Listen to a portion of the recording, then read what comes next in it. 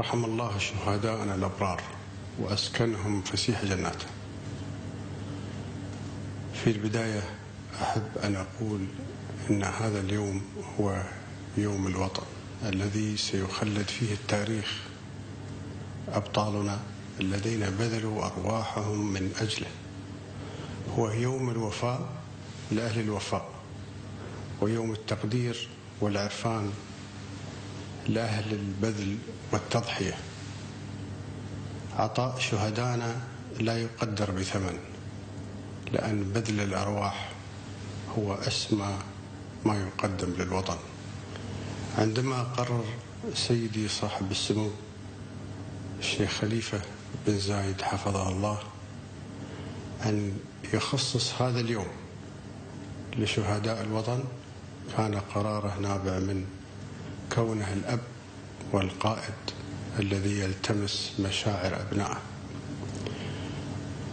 وأحاسيسهم ويزرع في نفوسهم الثقة والأمل والتفاؤل.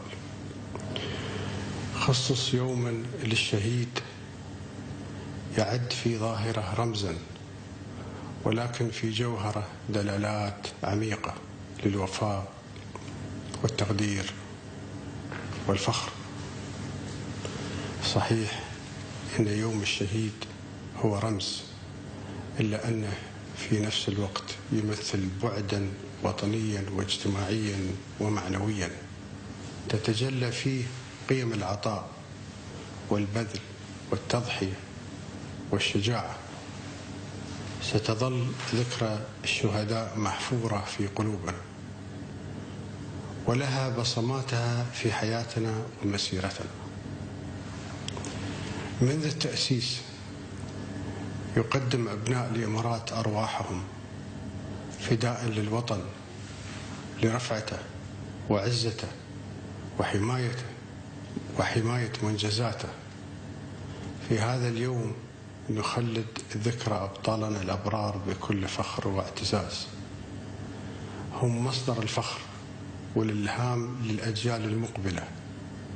في هذا اليوم نستذكر المواقف المضيئة لأبطالنا البواسل وأعمالهم الجليلة، ونتذكر تضحيات الأوائل الذين غرسوا في أبناء الوطن قيم الشجاعة والتضحية والولاء لهذا الوطن. عندما كنت أقوم بواجبي في تقديم العزاء لأسر الشهداء كنت أعرف قيم أبناء الإمارات، لكن اكتشفت أنها قيم لا حدود لها من الفخر والانتماء لهذا الوطن.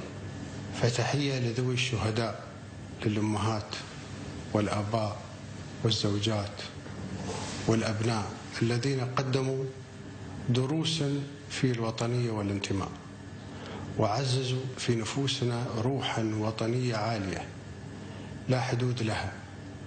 رأيت في عيونهم إجلالا وإكبارا للوطن، وفي قلوبهم فيضا من الحب والانتماء لأرض الإمارات.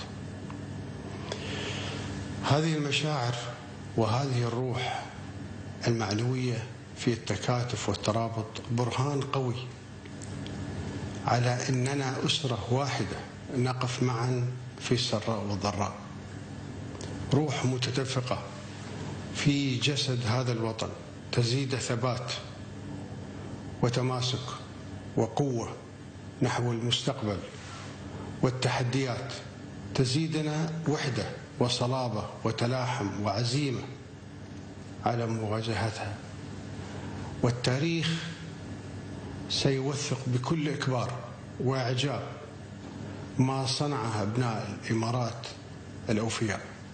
الوطن يمر بمرحلة تاريخية هامة أثبتنا فيها للجميع إن دولة الإمارات تقوم على أسس راسخة من المبادئ والقيم العظيمة النابعة من ديننا الإسلامي لمواجهة مختلف التحديات.